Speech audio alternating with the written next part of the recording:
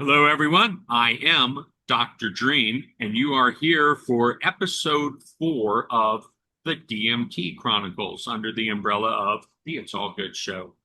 And my guest this evening is Alex from Vancouver.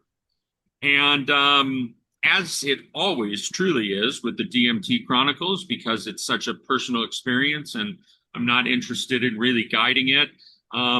Alex, I just want to welcome you to the DMT Chronicles, and I'd like for you to just kind of go ahead and take the subject and your experiences and share it however you would like to. And I may chime in and ask some questions or some input along the way. So, welcome to the show. Of course, thank you, Dr. Dream. So I'm gonna start by saying that my name is Alex. I'm from Montreal, but I live in Vancouver now.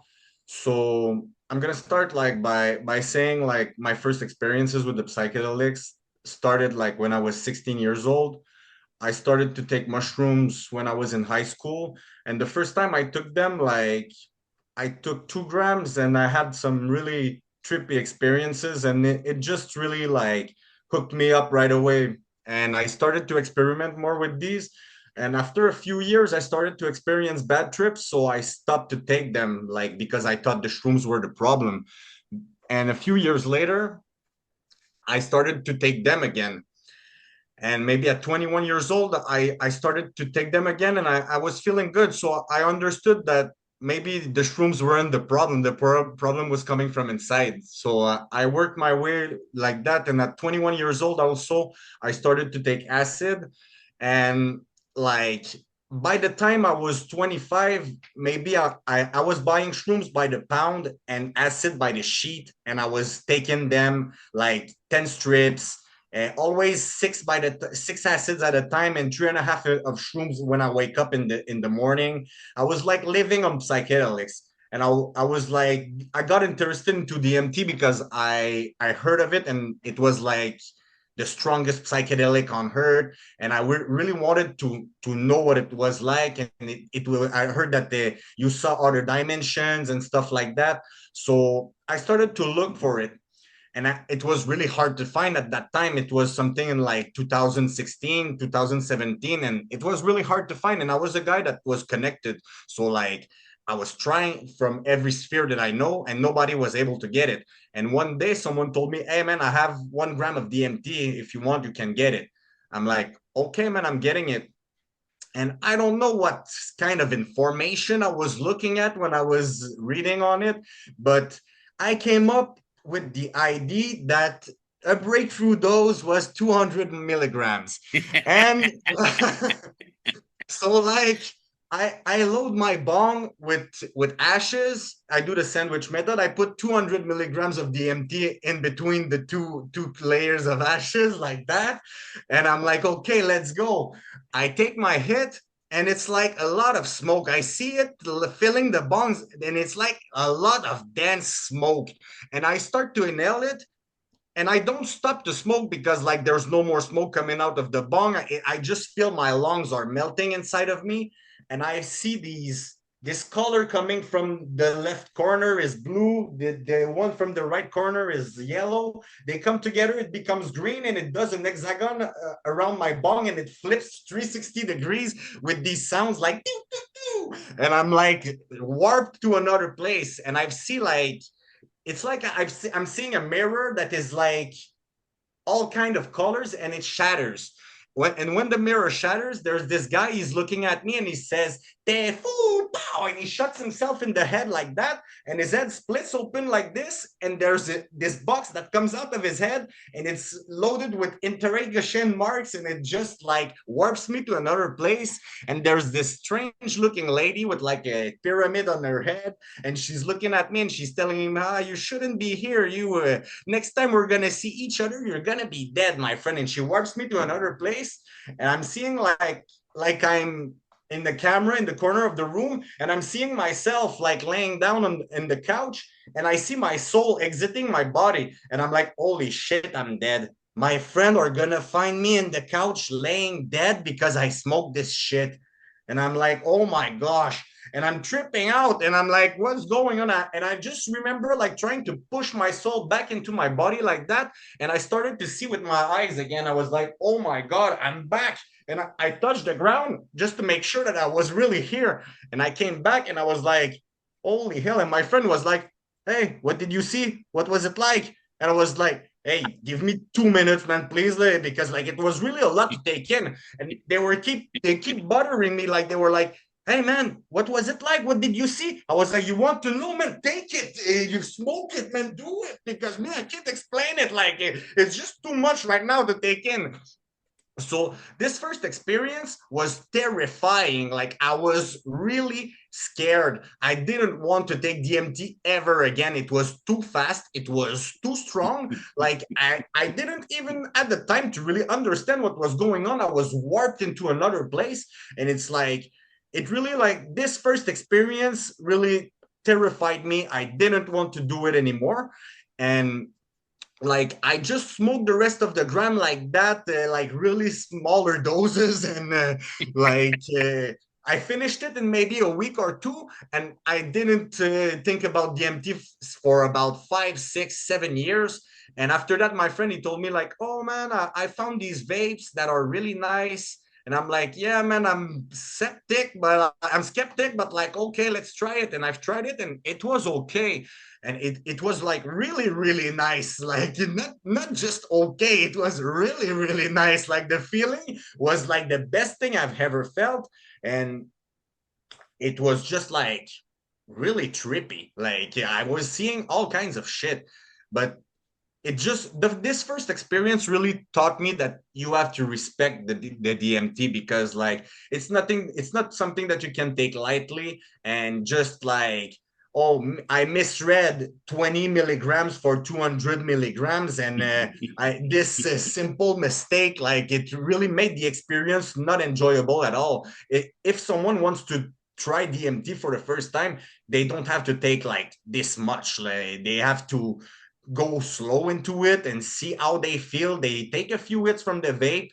I don't recommend like taking the pure DMT first for the first try. I would really recommend trying with the vape first, because like it's so fast with the pure DMT. Like you don't have any control over what's happening, and like you inhale it and it's done. By the time you notice it, you're gone. So the vape for me is really the method of absorption that I prefer. And yeah, I've experimented like a few years with the vape, and maybe I don't know one of my friends started to make it. So it was pretty nice, like to know that it was easy to make, and it's my friend that makes it, and it was better than the one I was actually getting. And I moved to Vancouver, and I was trying to get it because I got it from this website, Dead Chemist, that they're selling it, but it's really bad now. Like they had good before, but nowadays the quality really dropped, and I don't understand like how they can keep saying they're selling this. Like it just does nothing. So I was like trying to get back from my friend, and he told me like that his distributor of root bark is out. So I was like, okay, let's see if I can find one. So I found one, and I just got into making DMT myself. And like it's really been a rewarding experience, because since I started to make it, the the insight that I get from the experience that I get, it's really really another thing. Like I feel like really much more like wrapped with love. And nowadays I don't just smoke it to get high. I meditate, and I meditate for maybe like 10 minutes before taking my hits, and I put my intentions into it, and I'm pretty much having great experience all the time now. Fabulous. Technically, you were right that 200 milligrams is a breakthrough dose. Yeah, yeah. I wanted to make sure I wouldn't miss the spot, and yeah, I didn't miss it. It was like, yeah, because I read it was really hard to break through, that some people they can't handle the harshness of the smoke. And I was like, yeah, it's hard. Let's see. For me, it wasn't hard at all. I got it first try. So, give us a little more insight about how your life has changed and sort of the impact that it's had just on who you are, on the being that you are? Like, I would say that before taking DMT, like I was really more centered on myself. Like I was thinking that it was all about me, like that I'm the center of the universe, you know what I mean? But it's not like that. Like we're all part of it, and we're all part of the same being that is like we're just like I don't know how to explain it. It's like a cell is part of a system that creates our body, and I think that us we're part of a system that creates another living being. Like all the humans are cells of another being, and I don't know. It really like elevated my consciousness. I think that that is not the end. I think that it really made me a better person because like before I was really like someone who was addicted to hard drugs. I tried them all. I was smoking crack. I was snorting coke. I was smoking smack.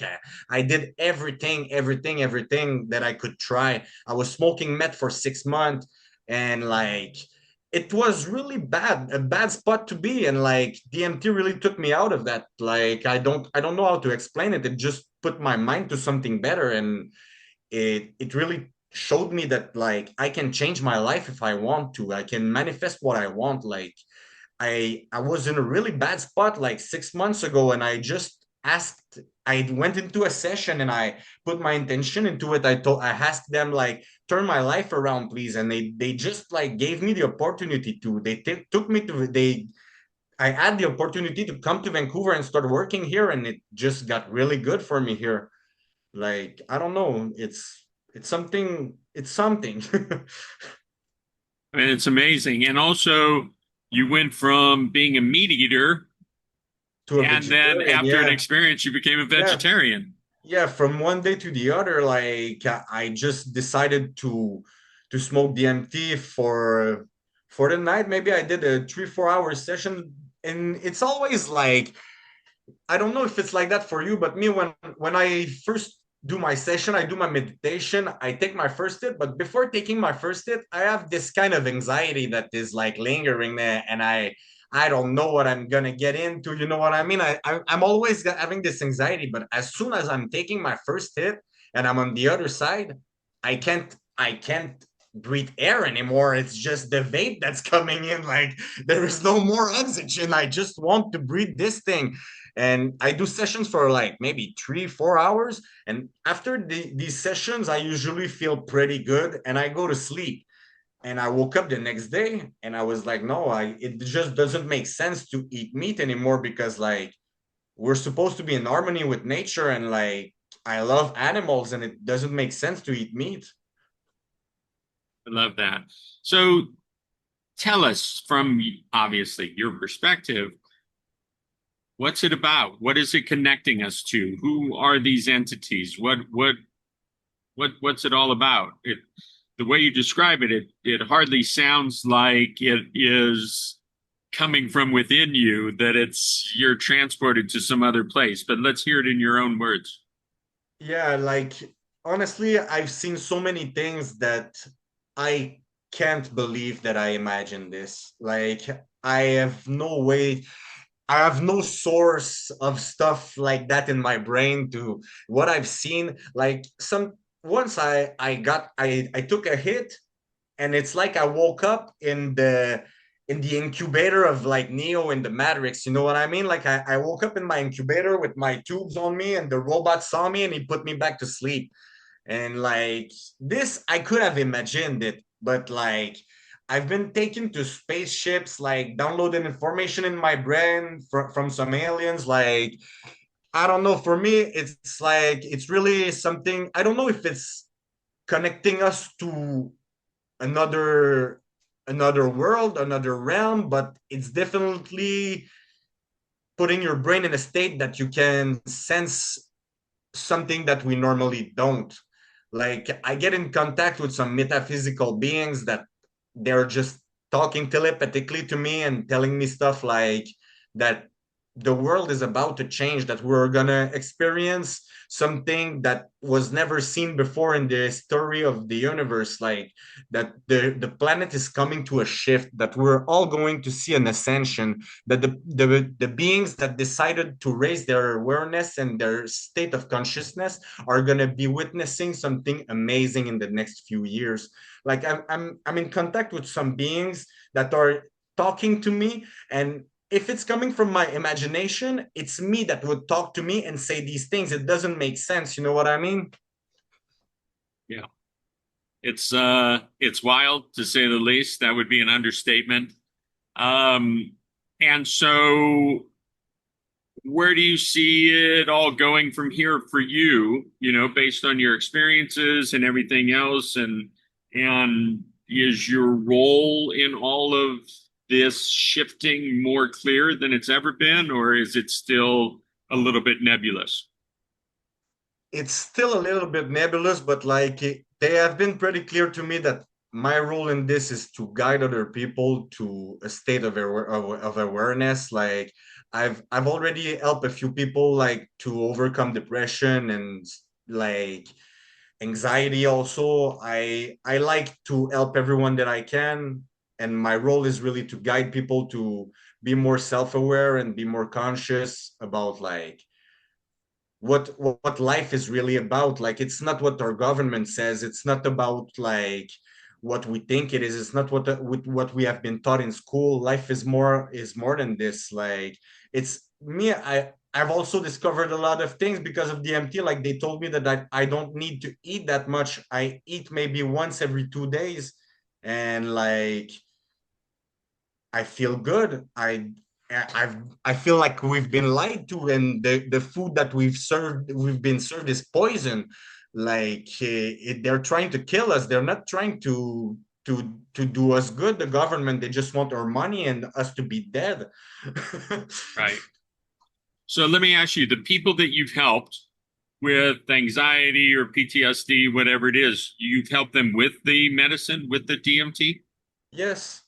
What have experiences that you've helped facilitate? What have those experiences been like as they've been described to you? I mean, are they as intense as what you experience or a little on the lighter side?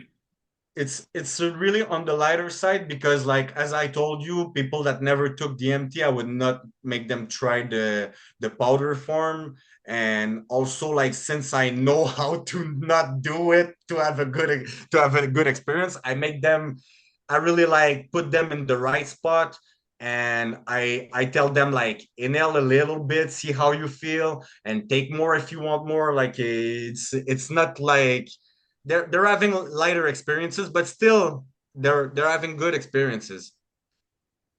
So I like some of the things you've touched on just there, like set and setting, and how all that works. I like that the meditation beforehand and really bringing yourself into the center, and you talked about respect and reverence for the medicine, because it's very powerful.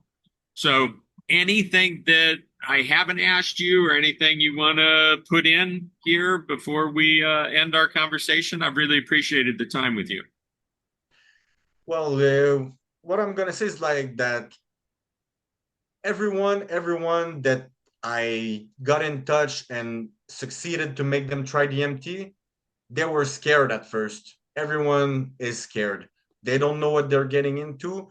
But I'm telling them like it's normal to be scared, but just do it and don't be scared. Like being scared is getting hurt twice. If something bad has to happen, it will happen. If it doesn't has to happen, it will not happen. And after their first hit, it's I had 100% like success rate. Like they all like it. Nobody told me it wasn't good. Nobody told me they didn't like it. Some people, they were crying because they lost a close friend, and they were crying. And I told them like just take one hit, and they stopped crying. And it was gone. The sadness was gone. They were happy. And like I'm not telling you like they forgot about the people that died, but I'm telling you that it really helped them to get over it. And maybe I don't know what they have seen. Maybe they have seen their dear friends telling them, hey, I'm still here, I'm still I don't know, but maybe it just made connections in their brain. And that's what it's about. Me, I think that the ultimate goal for the human is to transcend our own experience and to never come back to this hell, because I think that hell is here on earth.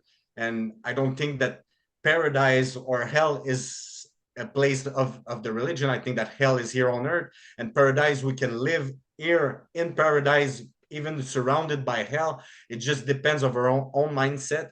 And that if we raise our level of awareness of consciousness sufficiently, we might be able to transcend our existence and to never come back to this plane of existence. Well, Alex, I want to thank you for stepping up and putting yourself in this position to share on the DMT Chronicles. I particularly knew that it was important to you because you followed up with me a couple times after I had introduced the idea of the Chronicles, and you said, "Hey, I just want to check in with you, see where you're at with everything." And so I'm glad that we got to connect, and I will look forward to more conversation with you in the future. And again, thank you for being a guest on the DMT Chronicles. All right. Thank you very much, Dr. Dream. Have a good one.